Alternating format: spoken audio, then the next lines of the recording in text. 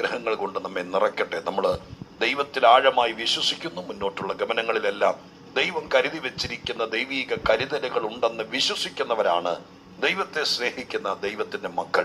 നിൽക്കുന്നിടത്ത് നിൽക്കുമ്പോൾ ഒരുപക്ഷെ നമുക്ക് ലഭിക്കേണ്ടത് ലഭിക്കുകയോ കാണേണ്ടത് കാണുകയോ ചെയ്യാൻ ഇടയാക്കി തീരുകയില്ല. ഇസ്രായേൽ മക്കളുടെ ജീവിതയാത്ര പരിശോധിക്കുമ്പോൾ മറ്റു പലരുടെയും ആത്മീക യാത്രയെ നമ്മൾ ആഴമായിട്ട് പരിശോധന നടത്തുമ്പോൾ നമുക്ക് മനസ്സിലാക്കാൻ കഴിയുന്നത് മുന്നോട്ട് ചെല്ലുമ്പോഴാണ് ദൈവത്തിന്റെ കരുതലുകളെ നമുക്ക് അനുഭവിക്കാൻ പറ്റുന്നത്.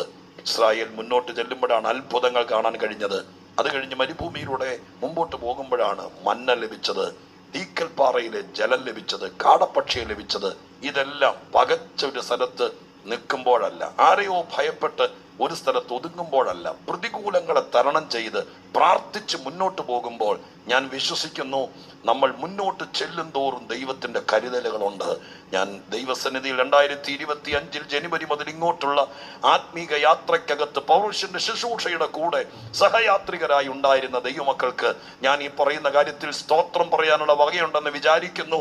കടന്നു പോന്ന സ്ഥലങ്ങളിലെല്ലാം വിചാരിക്കാത്ത നന്മകൾ മറച്ചു വെച്ച് അത്ഭുതങ്ങൾ കാണിച്ച് ദൈവത്തിന്റെ കരുതലുകളാൽ നമ്മളെ ഈ 11 മാസം വരെ എത്തിച്ച ദൈവത്തെ ആ കരമുയർത്തി ഒന്നോടെ സന്തോഷത്തോടെ സ്തുതിക്കാമെങ്കിൽ മനസ്സ് തുറന്ന് സ്തോത്രം ചെയ്തേരെ. ഹല്ലേലൂയ.